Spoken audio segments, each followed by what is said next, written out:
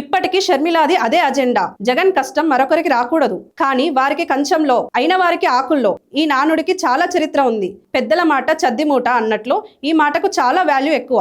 అది వైఎస్ షర్మిల రూపంలో ఈ రోజు కనిపించింది. ఆమె రాజశేఖర్ రెడ్డి గారాల పట్టే జగన్మోహన్ రెడ్డికి సొంత సోదరి. అటువంటి ఆమె పుట్టినరోజు తోబుట్టు జగన్మోహన్ రెడ్డి శుభాకాంక్షలు చెప్పలేదు. AP CM Chandrababu, deputy CM Pawan Kalyan, మంత్రి నారా లోకేష్ ప్రత్యేకంగా శుభాకాంక్షలు తెలిపారు. దీంతో ఆమె ఏ గూడుకు చెందినవారో ఇట్టే అర్థమవుతోంది. వైఎస్ రాజశేఖర్ రెడ్డి కుటుంబం అంటే ఐక్యతకు మారుపేరు. అదో వసుదైక కుటుంబం. రాజశేఖర్ రెడ్డి బతుకున్నంత కాలం ఆ కుటుంబం ఏపీ రాజకీయాల్లోని శాసించింది. ఉమ్మడి కుటుంబానికి అసలైన సిసలైన చిహ్నం.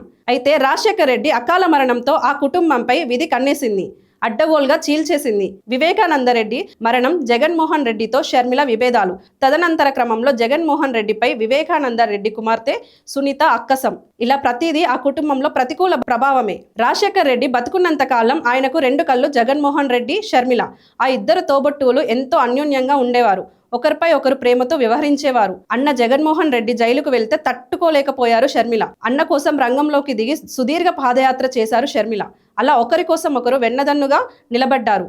ఆ ఇద్దరిని చూసి తల్లి విజయమ్మ మురిసిపోయారు. అటువంటి సమయంలో విధికి కన్ను కుట్టిందేమో. షర్మిలలో విషబీజం ప్రారంభమైంది. అన్న జగన్మోహన్ రెడ్డి అధికార వైభవం తనకు దక్కలేదన్న భావన, ఆపై ఆస్తి వ్యామోహం క్రమేపీ జగన్మోహన్ రెడ్డి ప్రేమ నుంచి దూరం చేసింది షర్మిలను. అలా ఆ దూరం పెరిగి ప్రత్యర్థిగా మార్చేసింది. జగన్మోహన్ రెడ్డి ప్రత్యర్థులు ఆమెకు మిత్రులుగా మారారు. జగన్మోహన్ రెడ్డిని రాజకీయంగా దెబ్బ కొట్టేందుకు షర్మిల పావుగా మారారు. అయితే ఎక్కడైనా కుటుంబ విభేదాలు తక్కువ అవుతాయని భావిస్తారు, కానీ జగన్మోహన్ రెడ్డి విషయంలో అలా కాదు. జగన్మోహన్ రెడ్డిని రాజకీయంగా పతనం చేయడంలో షర్మిల పాత్ర కీలకం. ఆమె మూలంగా ఆయన ఎంత పతనం అయ్యారో అంతలా అయ్యారు. అయినా సరే ఆమె కోపం తగ్గలేదు. ఇంకా ప్రత్యర్థులతో చేతులు కలుపుతూనే ఉన్నారు.